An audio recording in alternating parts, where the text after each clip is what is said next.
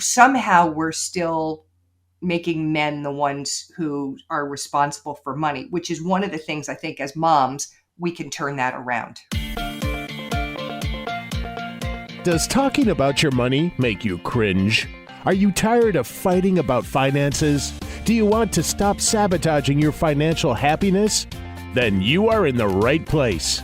Welcome to Breaking Money Silence, a podcast series aimed at helping all of us talk more openly about money. Your host, Kathleen Kingsbury, is a wealth psychology expert who is doing what she does best, speaking about taboo topics. International speaker, author, and founder of KBK Wealth Connection, Kathleen understands money and our relationship with it.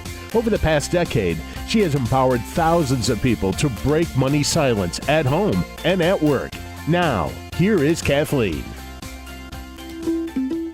This episode is sponsored by Life Transitions by Dr. Amy, helping financial advisors and their clients have deeper, more meaningful conversations so that life changes are better connected to financial plans.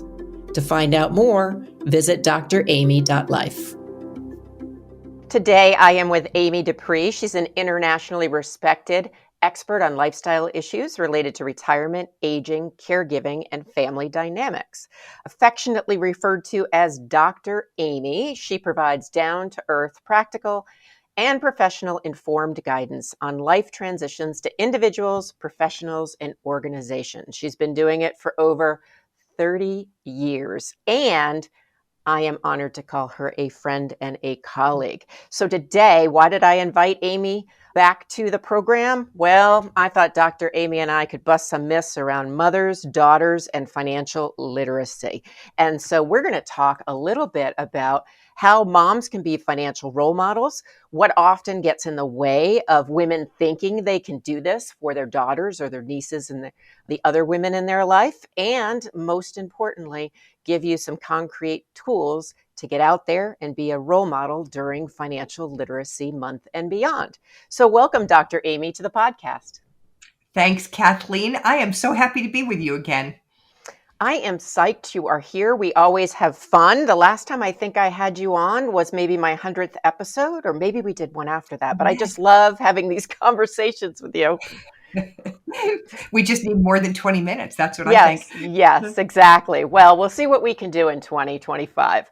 So Good. Today, as I said, we're talking about moms and daughters, or even aunts and nieces. I'm prone to that because I don't have kids and feel the niece relationship is very special.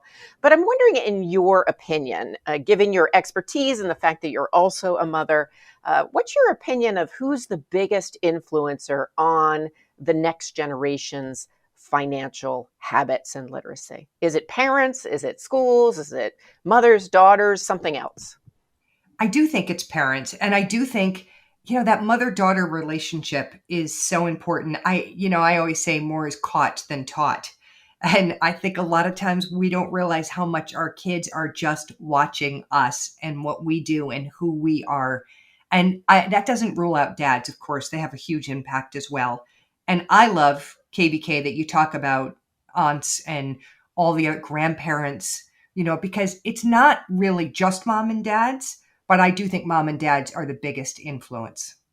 Absolutely. I would agree that it's parents and significant caregivers, but I also want to encourage people out there that if you have a young person in your life, you can be a financial role model for that person. Now, I know that you had a mom and you are a mom, and I certainly had a mother, and I think back to her role modeling to me. And one of the things that I always saw was her balancing the checkbook and paying the bills. And my belief or my impression was, as a young girl, that my parents made their financial decisions together, which I think was accurate. So, every family is different, but, what do you see maybe either in your own life, or what do you think parents should look for when they're teaching their kids about money, and how might moms be involved in that? Well, I think back, I think about it as a daughter and as a mom. So as a daughter, I watched my parents, and my parents had a lot of financial stress, and my mother was always stressed around money, but she also managed the money. So that was, a good role model for me that way. But I did really think I pick up picked up messages about that money was a very stressful topic. And that was something I had to unwind over time in my life, that, you can actually be in control of your financial life and not be stressed by it all the time. As a mom, though, I have this perspective of about my daughter that I know she is watching me all the time, and I watch how she talks about money, and I can hear myself in some of that. But then I'm also watching that she has been impacted culturally by, I think about it as the Amazon culture, right? That overnight can have everything tomorrow, everything tomorrow. So I'm always trying to both balance being the role model in how I behave, but also being pretty direct about some messaging around money so that she has the right start in life. She's 19 now, and is able to feel like she's in control of her financial life. So I think we have to both role model, but also have the conversations. Yes, I think that, our society sends so many mixed messages to millennials and Gen Zs about money, celebrity, get it fast, get it quick. It's about the money, it's not about something else. And so I Mhm. do think we need to sit down, obviously, and break money silence with our kids. And so, you know, I don't know. Do you think dads are more prone to having those conversations and educating kids about finance, or do you think it's moms, or what? I think society still so much puts it in the hands of men, right? If and I'm always shocked when I read this survey research that shows that even young women are not feeling, they know they should be doing more around their money, and I mean young as in 20s, 30s, 40s. Everything's starting to seem young to me, honestly, KVK. Soon I I'll be agree. saying I young women agree. in their 70s. I don't know, but young women who, say, yeah, I know I should be doing more, but I'm not. I read, another study about that recently, and I thought somehow we're still making men the ones who are responsible for money, which is one of the things I think as moms we can turn that around. There are many messages in the financial services industry and in mass media about women not being financially literate or good investors as compared to men. It really frustrates me because I think in some ways it's a self-fulfilling prophecy, and we need to Hmm. be sending more positive messages to the women about their relationship with money. But I'm wondering, what do you think about how these messages impact moms or grandmoms or even aunts? As they are thinking about themselves as being a role model for their children or their next generation's financial literacy. I do think it impacts. And, I do this workshop called Women, Wealth, and Wisdom for clients about helping women become more proactive and confident around money. And after back when we did these in person, there'd be a reception and I'd chat with women. And I've probably chatted with thousands of women across North America about this topic, and very successful women. And often there are these themes, and I do think it comes from, as you said, it's almost in the ether, right? About the messages we get around money. And women come out less confident quite frequently in surveys. And I always joke and say, that's confident, not competent. So don't buy into this. And I think as women, we need to encourage each other in this area to step into our power around this, right? To learn what we need to learn to feel confident. Because I think we've almost created this idea that money is something that is so hard to learn how to invest and do things that, oh, I just don't have the time or the energy to deal with it. And what we know, again, later in life, and I've seen people in, answering surveys saying, I wished I hadn't done that. I wished I'd known sooner. We know as women often end up single later in life, either through divorce or widowhood or because they chose to be single, that they then sometimes go, "Ooh, I dropped the ball on this." And I think we need to work to not keep these myths going about women and money, and we need to say, "Okay, how can we as women step into our power and not buy into what society tells us, and probably some of the lessons that we got from our families without even realizing it, right? That we didn't have to worry about money so much." Right. And there's even studies that show that when you look at parents maybe not even consciously, but they tend to talk to their sons about investments more than they talk to their daughters. Now let's take a short break. Hey, it's Kathleen Burns Kingsbury, and I just wanted to say thank you for listening to the Breaking Money Silence podcast. I hope you're enjoying today's episode. I wanted to just tell you about a service that I provide that may be of interest to you or your family or one of your clients. It's individual money mindset coaching. What does that mean? That means I work with individuals to help them identify their automatic thoughts and beliefs about money and help them feel more comfortable and confident when it comes to finances. It is a short-term program that can really take you from being uncomfortable or a little fearful around money to being really confident. So if you're interested in finding out more, feel free to email me at kbk@breakingmoneysilence.com. And let's set up a quick phone call and see if money mindset coaching is for you. Let's get back to the episode.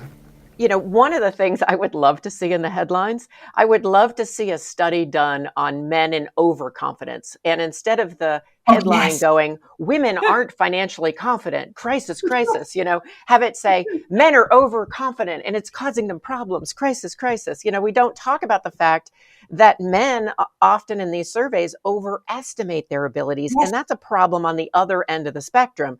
If you look at financial literacy in this country, in the US and also in Canada, what you will find is we just aren't very financially literate. So, while we're talking about mothers today and we're talking about gender, I think it's really important to highlight that, the men don't have it all figured out. No, I love you just said that. Wouldn't that be a great headline? Yeah, let's do that research.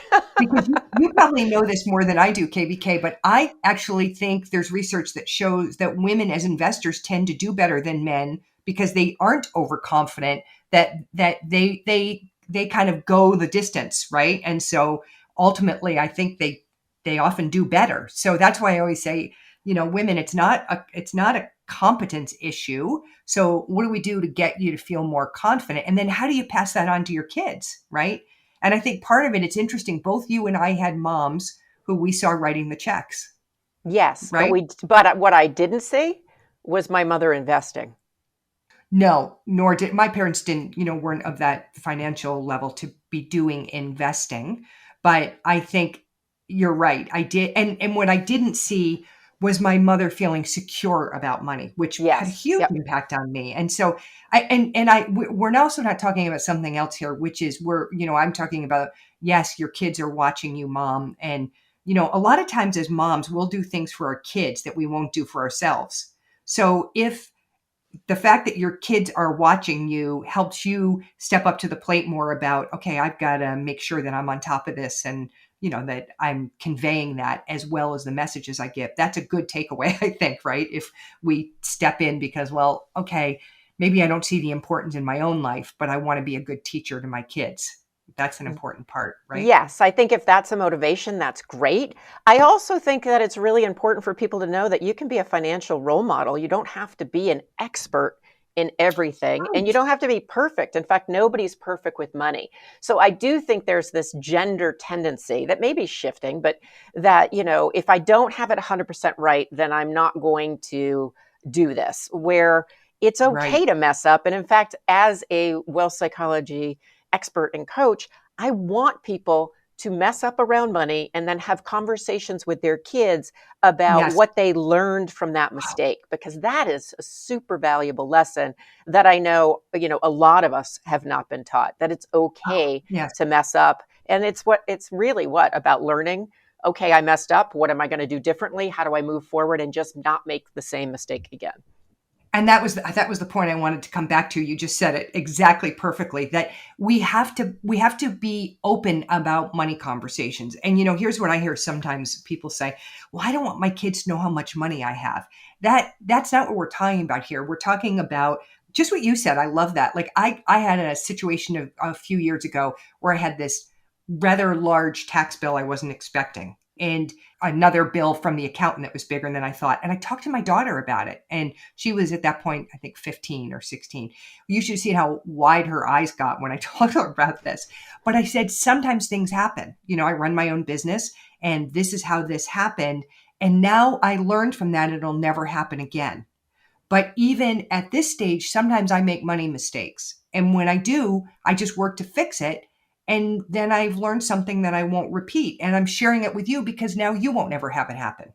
Right. But I call these essential conversations, talking to the most important people about the most important things in our lives. So part of what I see as a big money problem, and this is your whole thing, breaking money silence, is people don't talk about it. And so then we're left to kind of get our messages from what we assume. Yes, and we tend to assume that everybody else has it figured out.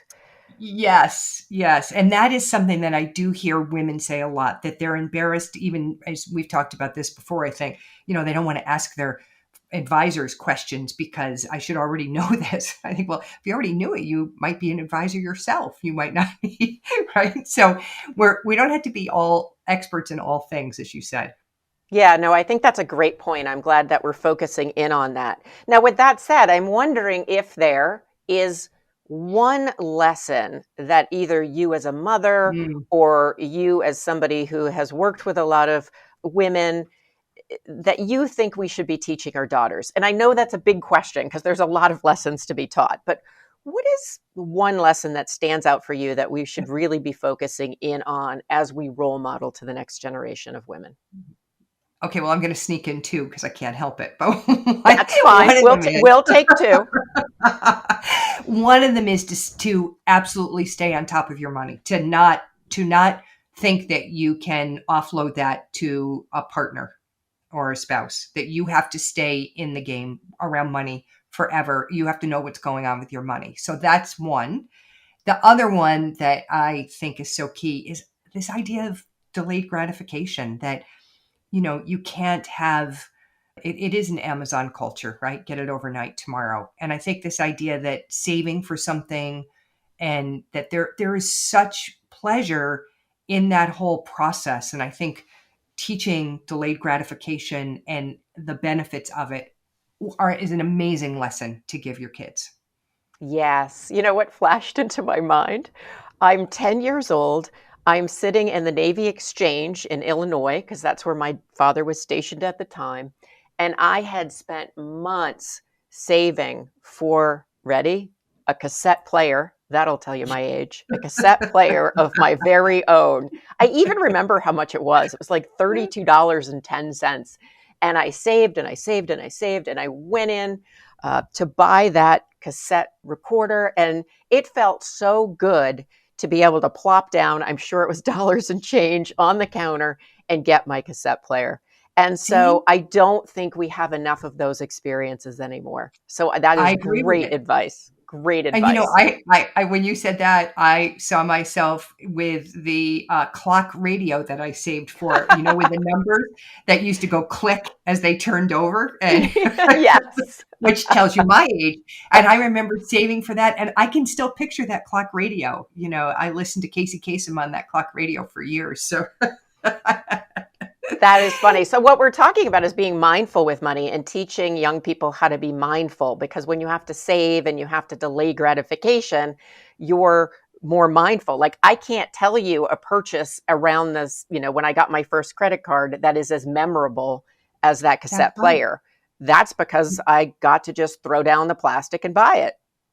Right, right. And I think that is that, delayed gratification has sounds so negative, but I think it's that idea of, being able to save up. And there's a sense, didn't you feel such a sense of pride and control when you did that? Oh, I did. I thought now I'm an adult. Of course I was 10, but Yes. I had a ways to go.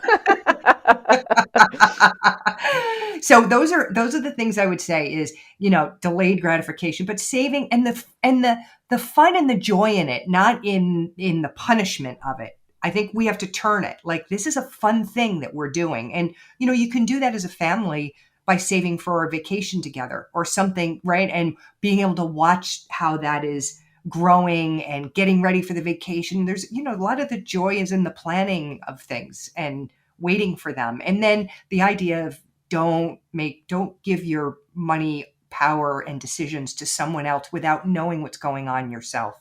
Yeah, I think that that's really important too. That's really great advice. I think those two tips for women. I want to also address financial advisors, Dr. Amy, Mm, because yeah. both of us work a lot with financial advisors and help them communicate with a variety of different types of clients, but certainly women, mom, next generation. So, what advice would you have for a financial professional listening in about how they can either be a financial role model and or coach their clients to do that? I love that idea. And I love you use the word coach. I think it's all in the approach with women clients, right? To make sure that, again, you have open conversation, you create a zone of safety where you can talk about these kind of things. I again, I just read another research study. I really don't sit around reading research all the time, but people hand me things and I'm like, oh, that's so interesting. And it was the idea that advisors rate themselves so high on a variety of things with their clients, and their clients were significantly lower. So I think we have to recognize, advisors need to say, I actually probably need to do more than I think I need to do with these clients for them to, understand the messaging I'm giving. And with women, it's, hey, I want to be here to make you feel like you can trust me, and that I will help you be more confident if that's an issue. I will teach you and share with you information, not as a pedantic, oh, I know better than you way, but as a guide by the side. And I think the conversation I always love if they'll have with their women clients is around, how would you like our relationship to be? What would you like from me so that this feels as comfortable for you and you have that confidence? And what do you need from me to be a role model for your kids? Maybe it's meeting with the next generation at some point too. I love that question because you're at that. What would you need me to do to help, to be a role model to you and your Hmm. kids is so direct and so helpful. A client may not know, or they may have an idea, but also it is a point where you're saying, I'm Yeah. willing to take that role. So they can always come back and answer that question, Yeah. at a later date. And so, one of the things that I think is really important, and I talk about it in my book, Breaking Money Silence, is the idea of financial advisors accepting that whether they like it or not, they're role models. And so, if they can do it Yes. more consciously and they can do it in ways that are fun and innovative and creative, because I think that is part of the reason women haven't been satisfied with the financial services industry. And Mhm. quite frankly, millennials aren't either, is because it doesn't have that creative, emotional, human feel Right. that I know both you and I are working on. And, Right. in that vein, you have a wonderful new program out there. I guess it's not that new anymore. It's been around for a little while, but it's new to our audience. So I would love for you to talk a Oh. little bit about the program you have for helping advisors, for helping clients, and then a little bit more about where people can connect with you. And before you do that, I just want to say we are going to continue the conversation because you were right. 20-25 minutes is never enough with you. That's great. Well, first of all, people can connect with me always on LinkedIn, and my website is dramy.life instead of .com. And so please feel free to jump on there. I would love to connect. I always, I have great conversations with both advisors and clients about different things and love that via social media. And our program's called Trusted Advisor of Choice. And we've now had thousands of advisors go through it. And it's really about how to have a different kind of conversation with your clients around a variety of life transition topics. I come through the lens of life transitions, and I say they have four implications: practical, emotional, family, and financial. And I teach a process for how do you go to where the client is and then segue back to that financial conversation where you're always deepening relationships. All the work I do is about deepening human connection. And we have both the content and the process and great tools that you can share with your clients. And I appreciate you giving me the opportunity to talk about it. And, you and I do work that is very synergistic. And I think that what we both have is the goal that people have a better relationship with money, and that advisors are really both enjoying their business more and more successful by helping clients have better relationships with their money. Oh, absolutely. I would agree. So we're going to put a link to that program and all your social media information in the podcast write up. And also, I don't know it off the top of my head, but Dr. Amy's been nice enough to give a promo code. So anybody out there who is a financial advisor can get a little bit of a discount for being Absolutely. a fan of Breaking Money Silence and listening to this podcast or any podcast that Life Transitions by Dr. Amy has been nice enough to sponsor. So as always, it has been so fun to break money silence with you. Thank you for your time and your expertise. Thank you, KBK. This episode is sponsored by Life Transitions by Dr. Amy, helping financial advisors and their clients have deeper, more meaningful conversations so that life changes are better connected to financial plans. To find out more, visit dramy.life.